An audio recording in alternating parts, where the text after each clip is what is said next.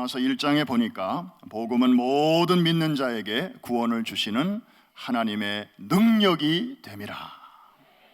이 복음이라는 단어와 능력이라는 단어, 그리고 그 중간에 구원이라는 단어, 이 어마어마한 단어들이 이 짧은 한 절 속에 아주 굵직굵직한 단어들이 지금 들어 있습니다. 이 말씀을 요약하면 복음은 능력이라는 것입니다. 복음에는 구원을 가져다주는 하나님의 힘이 그 안에 들어있다는 것이고, 이 구원은 사람으로부터 오는 게 아니고 오직 전능하신 하나님만이 우리에게 주실 수 있다는 것입니다. 성경이 말하는 구원 속에는 여러분들이 어렴풋이 생각하는 것 이상의 아주 많은 뜻이 들어 있습니다. 예를 들면 육신의 질병으로부터 하나님은 우리를 구원해 주실 수 있습니다. 마태복음 9장을 보니까 12년 동안을 부인병으로 고생하는 여인이 예수님의 뒤로 와서 그 겉옷을 만졌다. 이는 그 마음에 그 겉옷만 만져도 구원을 받겠다 함이라. 여기서 말하는 구원은 무슨 고차원적인 고상한 의미의 구원이 아닐 것입니다. 자신을 12년 동안이나 묵고 있는 이 질병으로부터의 해방, 바로 여인은 그걸 위해서 주님께 나아왔는데, 예수님께서 돌이켜 그녀를 보시며 가라사대 따라 안심하라, 내 믿음이 너를 구원하였다 하시니. 여기서 말하는 구원은 바로 그 육체의 질병으로부터의 자유와 해방을 의미하는 것이었습니다. 그랬더니 결과적으로 여자가 그 시로 구원을 받으니라. 할렐루야. 오늘도 주님은 우리의 몸에 아픔을 아시고, 그리고 그 병을 치유하실 수 있는 그 능력이 구원이라는 선물 보따리 안에 얼마든지 들어있는 줄로 믿습니다. 물론 하나님의 아주 고차원적인 섭리 가운데서 사도 바울의 경우처럼 그 육신의 질병을 잠시 혹은 우리가 생각하는 것보다 조금 오랫동안 그 육체 속에 두실 때가 있습니다. 그것은 하나님의 능력이 딸려서가 아니고, 하나님이 그분을 미워해서도 아니고, 우리가 알지 못하는 하나님의 더 고차원적인 섭리 가운데서 하나님의 영광을 드러내기 위해서, 혹은 우리로 하여금 너무 자고하지 않게 하시려고 분명한 하나님의 목적을 가지고 두실 때도 가끔 있지만, 그러나 하나님은 하나님의 능력, 그 구원 속에는 이러한 것까지를 포함하는 놀라운 은혜가 있는 줄로 믿습니다. 두 번째로는 위험으로부터의 구원이 있습니다. 하루는 예수님의 제자들이 갈릴리 호수를 노를 저 건너고 있습니다. 예수님이 그 배 안에 타고 계셨습니다. 고단에서 주무시고 계셨는가 봅니다. 그런데 이제 큰 풍랑이 일어나게 됩니다. 그때 제자들이 예수님을 흔들어 깨웁니다. 그러면서 이렇게 말합니다. 주여 구원하소서, 우리가 죽겠나이다. 여기서 말하는 구원은 무슨 고상한 차원의 추상적인 구원이 아니고, 지금 이 위태로운 상황으로부터 우리를 좀 안전하게 지켜달라는 그런 구원이죠. 아주 1차원적인 구원입니다. 그때 예수께서 깨어나셔서 이렇게 제자들에게 말씀하십니다. 어찌하여 무서워하느냐 믿음이 적은 자들아 하시고, 곧 일어나사 바람과 바다를 꾸짖으신데 아주 잔잔케 되었다고 말씀하십니다. 여러분이 한국을 떠나서 이렇게 미국에 와서 또 이만치 자리 잡고 사시기까지 그동안에 얼마나 크고 작은 어려움들이 많이 있었겠습니까? 얼마나 많은 위험들이 있었습니까? 사실 요즘 거의 이민자들이 그렇게 많지 않지만 30년 전만 해도 그렇게 많지 않았을 것입니다. 저는 한 21년쯤 됐습니다마는 그때만 해도 이미 어느 정도 한인 이민사회가 자리가 잡혔고, 그래서 그때도 맨하탄에 제가 처음 나갔을 때 담임 목사님이 저를 차에다 태우고 맨하탄 시내로 나가시더라고요. 그러면서 하시는 말씀이 좀 소매치기 같은 건 좀 조심하고, 그래서 맨하탄에 이렇게 내려가지고는 제 소지품을 이러고 좀 이렇게 주변을 살폈던 적이 있습니다.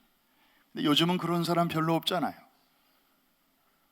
네, 거기까지는 좋았는데 차에서 내리시더니 차를 가지고 뉴저지로 가라고.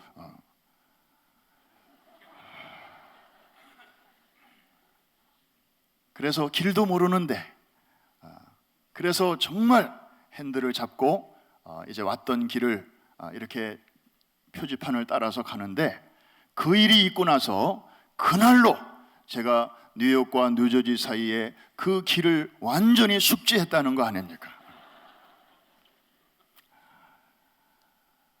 참 살펴보면 곳곳에 참 위험이 도사리고 있었습니다마는, 우리가 알게 혹은 우리가 모르게 하나님께서 천군 천사로 지켜주시고 또 말씀의 울타리로 우리를 지켜주셔서 우리가 죽지 아니하고 하나님의 영광을 가리우지 아니하고 오늘 이 자리에까지 오게 된 줄로 믿습니다. 또 성경에 보면은 패역한 세대의 악영향으로부터 우리를 지켜주시는 구원이 또 있습니다. 사도행전 2장에 베드로의 오순절 설교를 보면 이런 말씀이 나옵니다. 또 여러 말로 확증하여 권하여 가로되 너희가 이 패역한 세대에서 구원을 받으라 하니.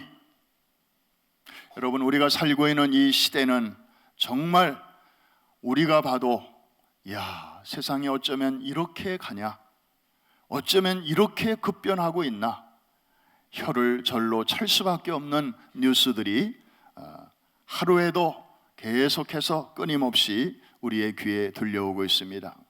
어떻게 사람이 악해도 이렇게까지 악할 수 있나? 그러면서도 각 시대마다 그 시대를 덮고 있는 소위 시대 정신이라는 것이 있어서, 그것은 공기와 같이 우리가 모르는 사이에 슬며시 우리의 삶의 일부로, 우리의 생각 속으로 다 스며들어옵니다. 지금 우리가 살고 있는 시대를 역사학자들은 이제 더 이상 현대라고 말하지 않습니다. 현대 이후 시대라고 말하고 있습니다. 영어로는 포스트 모던이죠. 그래서 이 시대의 특징은 이제 현대에 우리가 익숙해져 있던 것들의 그 반대 현상들이 나타나고 있습니다. 전에는 절대적으로 인정되던 것들이 이제는 다 상대적인 기준으로 바뀌고 말았습니다. 옛날에는 이렇게 전도를 확신 있게 하면 저 사람 속에는 정말 뭔가가 있는가 보다, 좀 나도 한번 저 사람 속에 있는 게 뭔지 한번 알아볼까, 이런 영적인 호기심을 사람들이 가졌었습니다. 그런데 요즘은 이렇게 전도하면 그 사람의 그 말이나 표정이 뭐라고 말을 하는가 하면, 그래요, 참 당신 신앙 참 귀하군요, 그런데 그거를 저한테 강요하지는 마세요. 제가 신앙을 가질 수도 있고 안 가질 수도 있는데 그거는 그냥 나의 선택이에요. 당신의 선택을 나에게 강요하지 마세요. 내가 당신 예수 믿는 거에 대해서 뭐라고 안 그럴 테니까 당신도 내가 믿건 안 믿건 너무 간섭하지 마세요. 지금 세상이 그렇게 바뀌었습니다. 종교다원주의, 그래서 기독교만이 진리라고 예수를 믿어야만이 천국에 간다고 얘기하면 이제는 다 몰상식한 소리라고, 꽉 막힌 사람이라고 이렇게 이제 핀잔을 듣기 쉬워요. 그러니까 점점 더 예수 믿는 사람들이 쭈삣쭈삣하고 상대방의 반응이 두려워서 할 말을 제대로 못하고 눈치를 보게 되는 거예요. 시대 정신입니다. 우리의 2세 자녀들은 우리보다 훨씬 더 개방적인 그런 분위기 속에서 지금도 기숙사에서, 그리고 캠퍼스에서, 그리고 학교에서 생활하고 있습니다. 정말 신앙생활하기 점점 더 어려워지는 이 패역한 시대의 악 영향에서 우리가 떠날 수가 없습니다. 방법이 있다면 정말 우리의 인격으로 안 되고, 우리의 수양 가지고 안 되고, 우리의 의지와 노력 가지고 안 되기 때문에 성령께서, 거룩한 성령이 우리 안에 계시면서 우리의 삶을, 우리의 생각을, 우리의 감정을, 우리의 판단을 컨트롤해 주지 아니하시면 우리는 나도 모르게 거기에 섞일 수밖에 없는 것입니다. 여러분, 성경을 보니까 성령님을 기름의 비유를 한 곳이 많이 있습니다. 성령님은 기름과 같은 분이십니다. 여러분, 물병에 기름과 물을 넣고 한번 섞어 보십시오. 그럼 처음에는 이렇게 섞여요. 그런데 그대로 두면 이제 물은 아래로, 기름은 위로 뜨게 됩니다. 여전히 같은 물병 속에 있지만 그 안에서 구별이 이루어지게 됩니다. 성령님은 바로 우리를 이렇게 도와주시는 분이십니다. We are in the world, but not of the world. 우리가 육체적으로는 세상에 살고 있지만 거룩한 영, 성령께서 우리 안에서 충만하게 일하시도록 우리가 그분에게 주권을 드리고 날마다 기도하고 말씀으로 우리의 심령을 무장하면 성령께서는 기름과 같이 우리의 삶을 역사해 주셔서 세상 속에 있지만 세상에 물들지 아니하도록 우리와 우리의 자녀들을 지켜주실 줄로 믿습니다. 다른 길은 없습니다. 그런데 이런 구원도 성경이 말하는 그 구원 속에 들어 있는 것입니다. 그리고 뭐니 해도 주님이 우리에게 선물로 주시는 구원 속에는 죄로부터의 구원이 있습니다. 이 죄는 정말 무서운 것입니다. 이것은 세상의 과학으로도 해결할 수 없는 것입니다. 창세기 3장 아담과 하와가 첫 번째 죄를 범한 이후부터 지금까지 어느 누구도 이 죄의 영향으로부터 자유로운 사람은 한 사람도 없습니다. 마치 맑은 물에 먹물이 하나 탁 떨어지면 그 먹물방울이 그대로 가라앉으면 전데 그것이 물속에 쫙 퍼지는 것처럼, 독사에게 물렸는데 그 물린 자국에만 독이 머물러 있으면 얼마나 좋습니까? 그러나 삽시간에 온몸에 퍼지는 것처럼, 저 메르스같이 그냥 알게 모르게 다 이렇게 퍼지는 것처럼 죄에는 이렇게 전염성이 있습니다. 여러분, 하품만 전염이 되는 게 아닙니다. 참 이상하죠? 하품. 한 차를 타고 가는데 한 사람이 하품하면요, 잠시 후에 그 옆에 사람이 또 하품을 하게 돼요. 그 전염성이 있더라고요. 하물며 이 죄는 정말 놀라운 전염성이 있어요. 그래서 카인의 후예들이 생기고 아담의 자손들이 계속해서, 그래서 병원에서 태어나는 신생아를 보면 다 천사 같죠. 이런 아이들은 정말 죄가 하나도, 어쨌든 행동으로 범한 죄는 아직 없으니까. 그러나 아이들의 몸에, 오늘 태어난 아이라 할지라도 그 몸에 흐르는 피 속에는 놀랍게도 자연스럽게 죄를 향한 충동이 이미 그 속에 들어있어요. 아직 너무 어려서 이것이 행동으로 드러나지 않은 것뿐이지. 그래서 아이들을 키워본 부모들은 하나같이 공감하는 게, 아이들에게 나쁜 짓 적당히 하면서 살아라 이렇게 말하는 부모는 한 사람도 없습니다. 다 정직하게 살고 깨끗하게 살고 패기치지 말고 남 속이지 말고 그렇게 살아라, 좋은 얘기들은 늘 해주지만 부모가 가르쳐주지 않은 그런 여러 가지 죄악된 행실들을 아이들은 배우지 않아도 잘합니다. 알아서 잘합니다. 누가 가르쳐주지 않는데도 잘합니다. 왜 그렇습니까? 커가면서 힘이 생기면서 이미 빗속에 흐르는 그 아담의 후손으로서 그 죄를 향한 성향이 이제 그런 행동들로 나타나게 되는 것입니다. 그래서 이 죄로부터의 구원이 필요한 인생이 우리는 된 것입니다.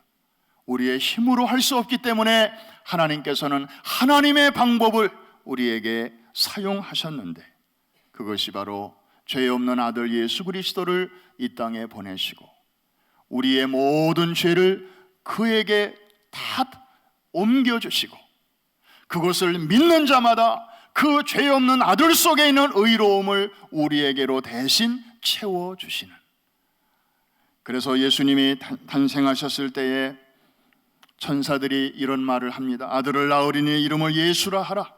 이는 그가 자기 백성을 저희 죄에서 구원할 자임이라. 여러분, 천지 만물을 말씀 한마디로 창조하신 하나님 아니십니까? 그렇다면 우리의 죄 문제도 하나님의 말씀으로 얼마든지 해결하시면 안 되었나요? 우리의 죄는 그 위대한 말씀의 능력 가지고도 처리될 수 없을 만큼 그만큼 심각했고 그만큼 무서웠고 그만큼 깊었기 때문에 하나님은 예수 그리스도를 우리에게 보내셔야만 했던 것입니다. 우리는 이 사실을 통해서 우리의 죄가 하나님 앞에서 얼마나 흉악했는가를 볼 수 있어야 합니다. 그 방법이 아니고서는 하나님도 다른 길을 찾으시지 못했기 때문입니다. 그런데 예수 그리스도를 통해서 바로 이 어마어마한 끔찍한 죄의 문제를 해결할 수 있는 그런 길을 우리에게 열어 놓으셨습니다. 이것이 바로 구원의 핵심입니다. 한 가지 더 구원에 딸려오는 포함되는 보너스가 하나 있는데, 그것은 하나님의 마지막 심판날에 모든 사람이, 모든 죄인들이 결국에는 회개하고 돌아오지 아니하면 하나님의 심판을 받을 수밖에 없는데, 예수 그리스도 안에 들어오기만 하면 하나님께서는 그 최후의 심판과 상관없는 하나님의 자녀로 우리를 받아주신다고 하는 사실입니다. 로마서 5장 9절에 보니까 그러면 이제 우리가 그 피를 인하여 의롭다 하심을 얻었은즉 더욱 그로 말미암아 진노하심에서 구원을 얻을 것이니, 마치 산에 산불이 났을 때 어떤 사람은 산 꼭대기로 올라갑니다. 어떤 사람은 산 아래로 내려갑니다. 그러나 지혜로운 사람은 산불이 지나간 자리로 몸을 피합니다. 거기가 왜 가장 안전할까요? 거기는 더 이상 태울 것이 없기 때문에. 또다시 산불이 다가온다 할지라도 그 뜨거운 불길은 옆으로 다 비껴 갈 수밖에 없습니다. 오래전에 그 무서운 산불이 지나간 자리가 있습니다. 거기가 바로 갈보리 십자가입니다. 우리를 대신하여 주님께서 하나님의 심판을 받으신 자리입니다. 그러므로 누구든지 그 안으로만 들어가기만 하면 다가오는 최후의 심판도 두렵지 않은 줄로 믿습니다. 오늘 세상을 떠나도 우리는 천국에서 깨어날 확신을 갖게 되는 것입니다. 전에는 물로 세상을 심판하였으나 장차는 불로 세상을 심판하실 것인데, 이제 예수님은 심판의 주로 재림하시게 될 것인데, 그날이 두렵지 않고 오늘 부름을 받아도 두렵지 않은 것은 바로 예수님 안에 그 어마어마한 구원이 그 속에 들어있기 때문입니다. 우리 복음이 너희에게 말로만 이르는 것이 아니라 또한 능력과 성령과 큰 확신으로 된 것이라. 그렇습니다. 복음에는 이러한 놀라운 능력이 들어있습니다. 그러므로 우리는 이 복음을 생각할 때마다 정말 감사해야 할 것입니다. 우리가 정말 예수를 이날까지 안 믿었으면 나는 지금 이 시간에 어디 있겠는가 한번 생각해 보십시오. 내가 예수를 아직도 안 믿었다면 내 인생은 지금 어떤 방향으로 가고 있었을까를 한번 생각해 보십시오.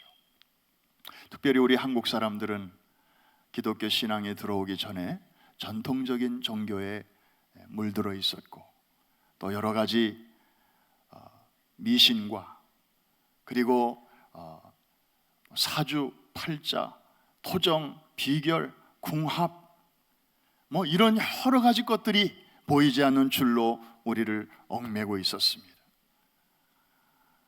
이사도 마음대로 못했습니다. 날짜를 받아야 했습니다.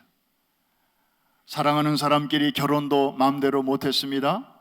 뭔가를 또 봐야 했습니다. 정말 이렇게 보이지 않는 여러 가지 줄과 끈과 이런 것들에 얽매여 살았던 우리들이 이제 예수 그리스도를 믿고 보니 그 안에 있는 이 놀라운 자유와 해방을 우리가 지금 누리고 있습니다. 왜 그럴까요? 복음은 모든 신들 위에 뛰어난 하나님께서 우리에게 구원을 주시는 능력이기 때문입니다. 하나님보다 더 위대한 자가 우리를 컨트롤한다면 모를까? 하나님보다 열등한 자들이 우리를 감히 건드리지 못하게 된 것입니다. 하나님의 손에서 우리를 다시 빼앗을 자가 능히 없는 것을 믿으시기를 바랍니다. 사탄의 손에서 하나님은 우리를 빼내셨습니다. 그러나 사탄이 그 후에 우리를 다시 빼갈 수 없는 것은 사탄은 하나님의 흉내는 낼 수 있지만 하나님처럼 창조주가 될 수 없기 때문입니다. 그러므로 사탄이 언제나 우리의 영적 생활을 그리고 신앙 생활을 그리고 우리의 사회 생활을 끊임없이 방해하지만 최후의 승리는 반드시 하나님 편에 그리스도 안에 그리고 성도들에게 있는 줄로 믿습니다. 그러므로 우리는 복음을 부끄러워해서는 안 됩니다. 요즘 부끄러운 것들을 이제 막 드러내는 시대가 되었습니다. 전에는 좀 음지에서 가족들이 알까봐 친구들이 알까봐 쉬쉬하던 사람들이 이제는 커밍아웃 합니다. 자기들의 목소리를 냅니다. 축제를 엽니다. 그리고 기자회견을 합니다. 그리고 백주대낮에 보란듯이 행진을 합니다. 물론 저들의 목소리가 침묵하는 다수보다 워낙 크기 때문에 또 언론이 그것을 막 보도를 하니까 굉장한 어떤 세계의 대세인 것처럼 보이는지는 모르지만 여전히 저들은 소수입니다. 그리고 사실은 부끄러운 일입니다. 건강한 가정으로 가는 길이 아닙니다. 그 다음이 걱정됩니다. 그런데도 저들은 그것을 더 이상 부끄럽게 생각하지 아니하고 막 커밍아웃 합니다. 그런 시대의 뉴스를 보면서 우리 예수 믿는 사람들은 성령의 음성을 듣습니다. 너희는 복음을 혹시 부끄러워하니? 복음이 부끄러운 거니? 저들은 정말 부끄러운 내용을 가지고도 저렇게 담대히 선전하는데 과연 너희는 자랑스러운 내용을 가지고도 왜 그렇게 수줍어하니? 성령께서 우리 안에서 탄식하는 음성을 들어야 할 것입니다. 듣게 되시기를 주의 이름으로 축원합니다. 들어야 합니다. 듣지 못하면 판단력이 흐려집니다. 판단력이 흐려지면 신앙생활의 질서가 없어집니다. 성령께서 탄식하십니다. 글쎄, 뭐 좋은 소식이니까 전해야 되는데 지금은 적당한 때가 아닌 것 같아. 조금만 기다렸다가 더 좋은 찬스가 나면 내가 꼭 그분에게 전할 거야. 그러면서 차일피일 미루는 사람도 있습니다. 유명한 이야기 하나 소개합니다. 드와이트 무디의 전기를 읽어보면 그의 일생에 많은 사람들을 주님께로 인도했지 않습니까? 그런데 그의 생애에서 뼈아픈 그런 후회의 순간이 있었다고 합니다. 그가 시카고에서 대전도 집회를 인도했습니다. 수많은 청중이 모인 가운데서 운동장에서 설교를 하는데 성령의 감동이 자꾸만 오는 것이었습니다.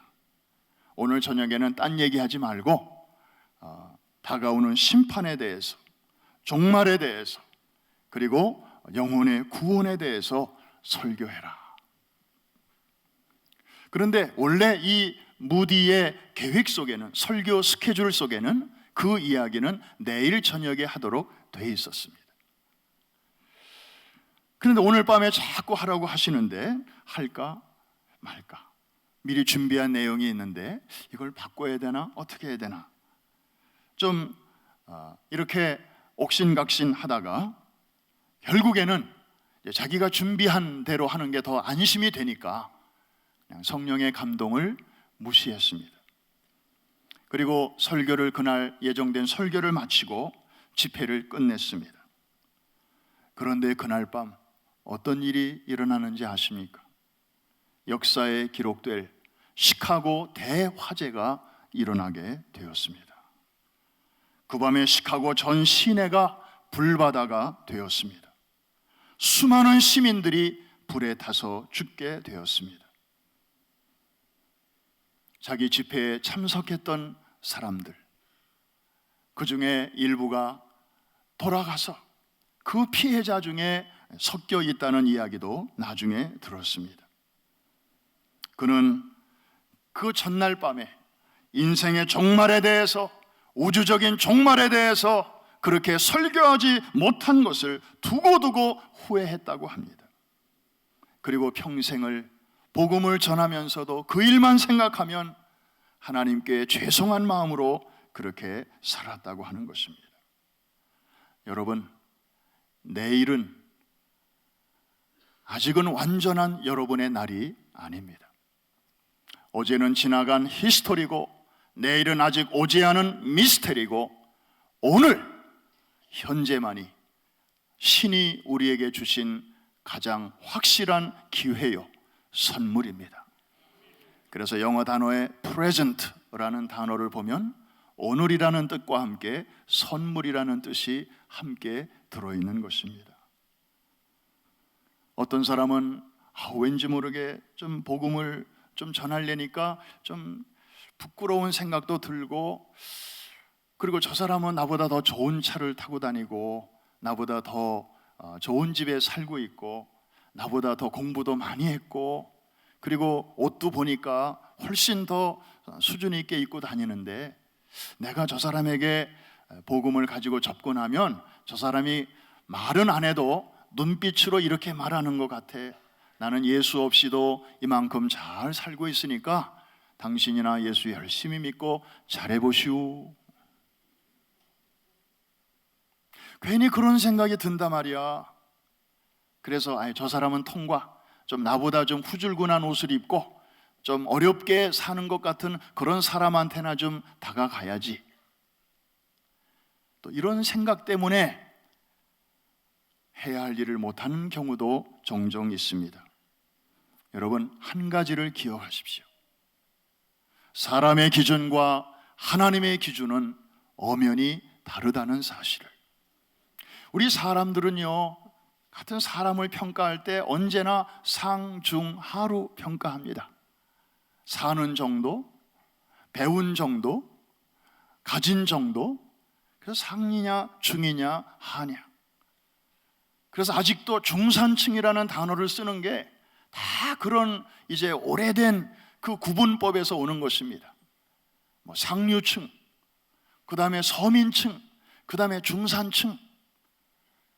다 이게 뭐 경제계에도 다, 아마 여기 50대 이상 되신 분들은 그때는 국민학교였으니까 국민학교 학년이 올라갈 때마다 학교에서 종이 하나씩 나눠주잖아요. 가정환경조사서.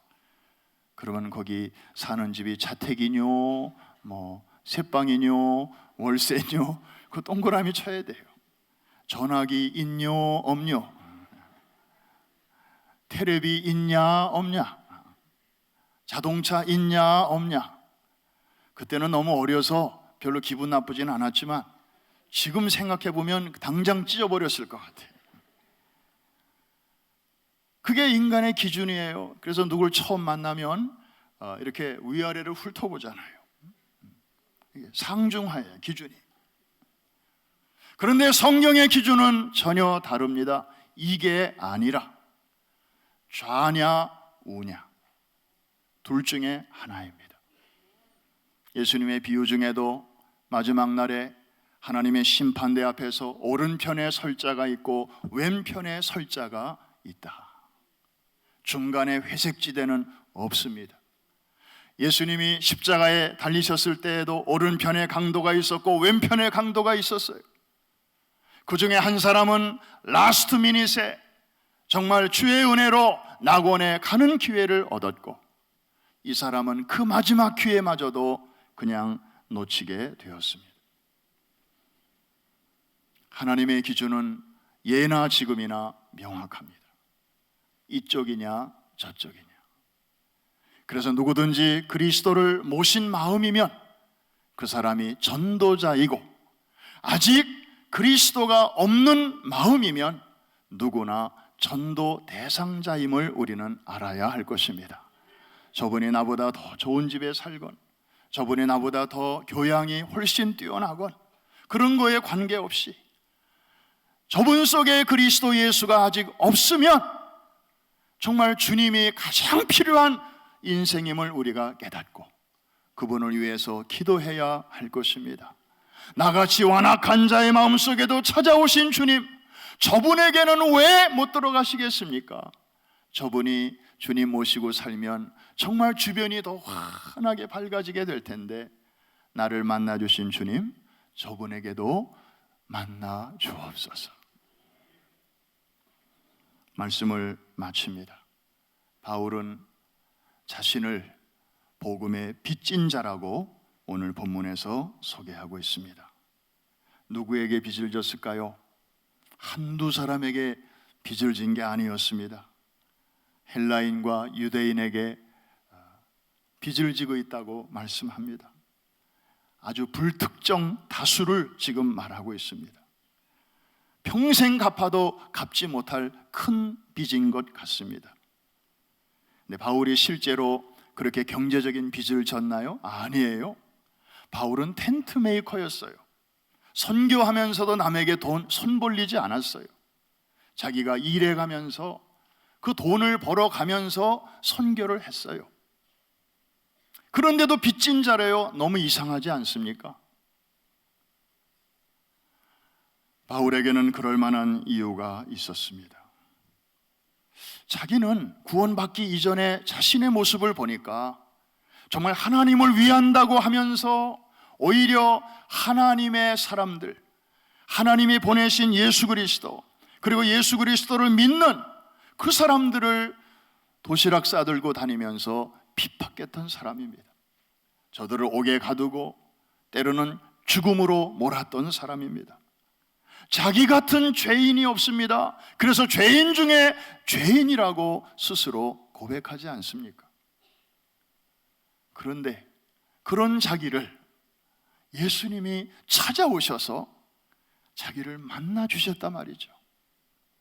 자기가 예수님 만나러 기도원에 간 것도 아니고 금식기도 하던 중에 만난 것도 아니고, 그날도 예수 믿는 예수쟁이들을 잡으러 가는 길에, 또 다른 죄를 범하러 가는 길에 예수님이 자기를 만나 주셨습니다. 너무 이상한 거죠. 주님이 말씀하십니다. 내가 너를 이방인의 사도로 세우노라. 이방인을 위한 그릇으로 내가 너를 쓰기 위해서 이렇게 불렀다. 바울은 거기서 한 가지 중요한 사실을 깨달았습니다. 주님이 나를 구원해 주신 것은 내가 주님을 간절히 찾았기 때문도 아니고, 내가 남들보다 착하게 살아서도 절대 아니고, 딱 한 가지 이유에서였구나. 이방인에게 가게 하시려고.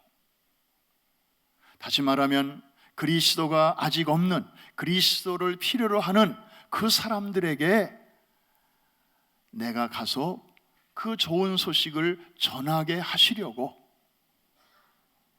내가 그동안에 엉망진창으로 살았음에도 불구하고 하나님이 나를 건지신 것이로구나.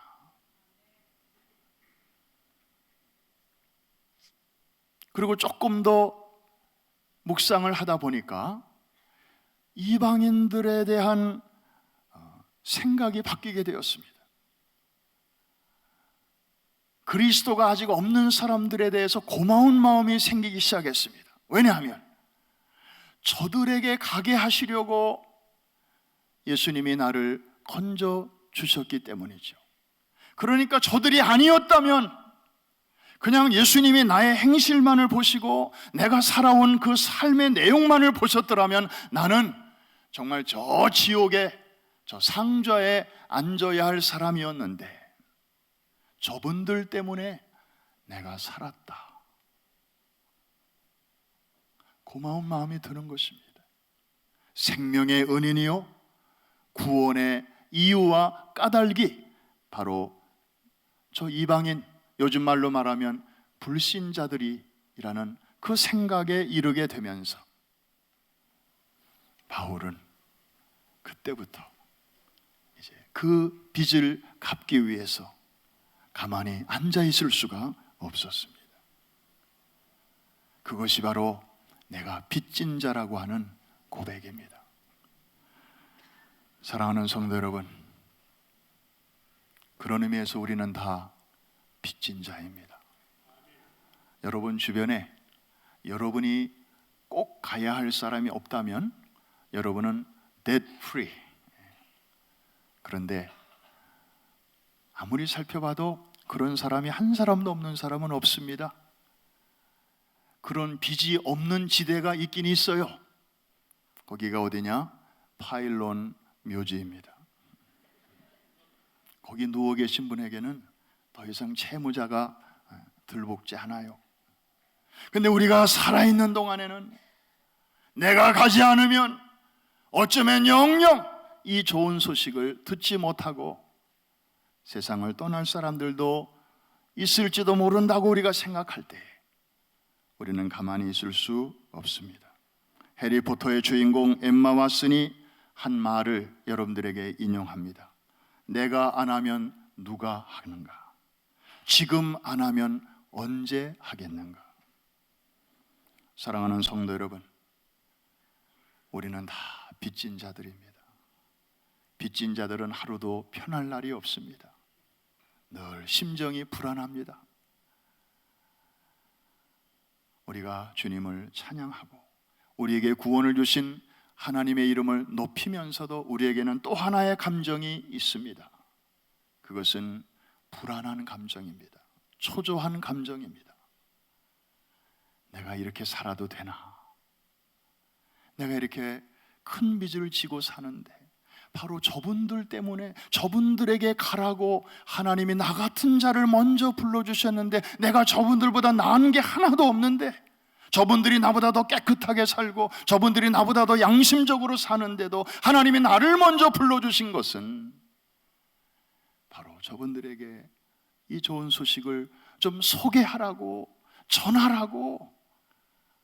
천사들은 시킬 수도 있었지만은 천사들에게는 구원받은 감격이 없으니까 자격이 안 돼서 전에 죄인이었다가 구원받은 적이 있는 우리에게 하나님께서 이 일을 부탁하셨는데,